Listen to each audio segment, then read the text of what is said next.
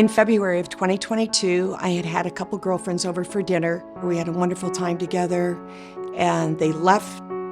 I went into my bedroom to put my pajamas on and went back to the computer to do a couple emails. And that's about the last I remember of the evening. I hadn't talked to my mom in about a week, so I called her on my way to work. And it was odd because that morning her phone went right to voicemail. So I left a message and I said, "Hey Mom, I'm just checking in." The next thing I knew, the paramedics were knocking on my door saying, "Beth, are you in there? Can you move?" And I said, "No, I can't." Then at about 5 o'clock, my phone was ringing and I looked down and it was my sister's name on caller ID. And my heart sank. I just knew there was something wrong. I didn't know what it was, but I had this sense that something bad had just happened. Apparently I had suffered either a AFib situation or a sudden drop in blood pressure that put me into unconsciousness, and I went down in front of my fireplace and I laid there for 3 days. The paramedics took me to Norwalk. My wish was to go to Stamford because all of my doctors are there and I love that hospital. But time was of the essence, and Norwalk was the nearest hospital. When the EMTs found her, she was lying on the floor in front of her fireplace. Her body temperature was 92 degrees. She was freezing. At 7 a.m., I boarded a flight from Portland, Oregon, where I live with my family, and I hopped on the flight with my daughter. We flew together to New York. And she held my hand almost the whole way and said, "Grandma's gonna be okay."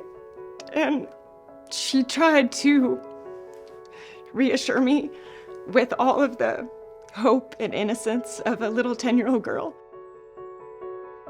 Once we had the results from the MRI and the CAT scan, we made the very wise decision to transfer her to Stamford Hospital.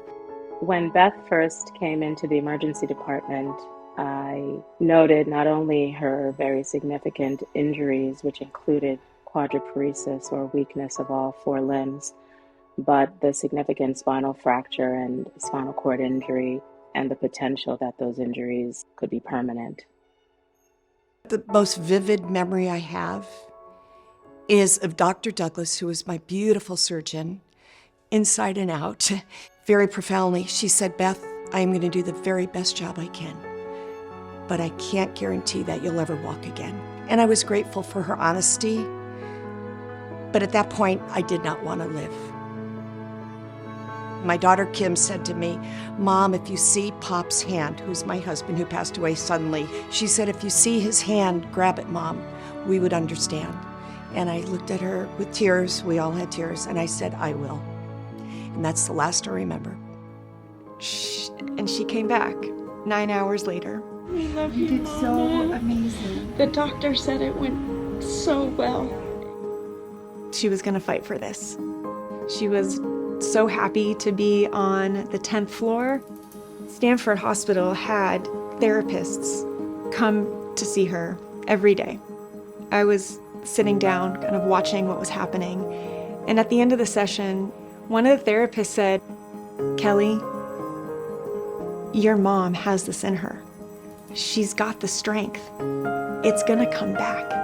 I will never forget that conversation because I think it also opened up my mom's eyes to the possibility of what could be. As her time in the main hospital was winding down, we had an opportunity to transfer her over to Van Munching. And I regard that transfer to Van Munching as the turning point in her recovery.